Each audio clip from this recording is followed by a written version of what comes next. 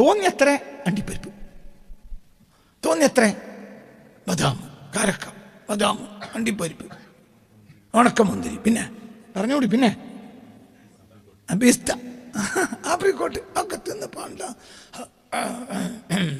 എന്നിട്ട് പറയുകയും ചെയ്യും, ഞാൻ ചോറ് ഒഴിവാക്കി.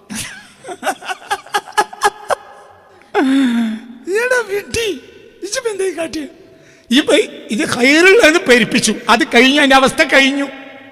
എൻ്റെ നാടിൻ്റെ അവസ്ഥ കഴിഞ്ഞു. ത്രിദോഷങ്ങളെ നിയന്ത്രിക്കാൻ നിനക്ക് കഴിഞ്ഞില്ല. പുണ്യറസൂല് ഏറി വന്നാൽ 7 റുത്തബ കഴിക്കാം.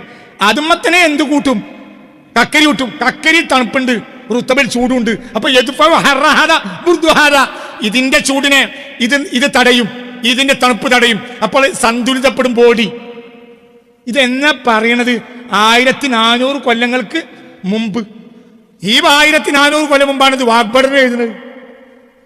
അവർക്ക് ആയുധമൊന്നുമില്ല ഇത് മനസ്സിലാക്കാൻ, പക്ഷെ അവർക്ക് ദൈവിക സിദ്ധിയാണ്. എൻ്റെ മുന്നിൽ 100 വട്ട ആയുധം എന്തുണ്ട്, ഇതൊക്കെ മനസ്സിലാക്കാനുള്ള മിഷനറീസ് എനിക്കുണ്ട്, പക്ഷെ നിനക്ക് അന്തല്ല. നിനക്ക് പറഞ്ഞ മനസ്സിലാ? നല്ലതാണെങ്കിൽ തിന്നാനുള്ള, അല്ല നല്ലതൊക്കെ തിന്നാള. നെയ്യ് നല്ലതാണ്, എന്നാ തിന്നോളൂ. തേങ്ങ നല്ലതാണ്, എന്നാ തിന്നോ.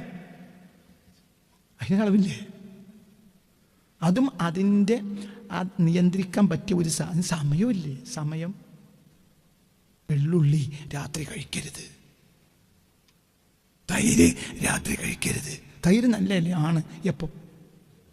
ബിറ്റ്വീൻ 11 o'clock to 2 PM, അതായത് 11 AM to 2 PM, ഈ 3 മണിക്കൂറിനിടയിലാണ് എന്ത് കഴിക്കേണ്ടത്?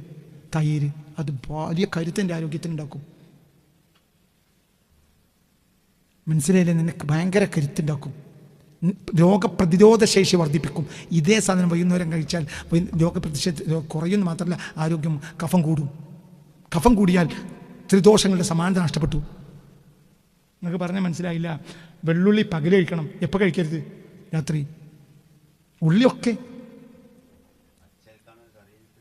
എന്തും അതൊക്കെ രാത്രി അതിൻ്റെ സമയമല്ല. രാത്രി ആണെങ്കിൽ ഭക്ഷണത്തിൻ്റെ സമയമല്ല. നമ്മളെ പ്രധാനപ്പെട്ട സമയം എന്താണ്? രാത്രി.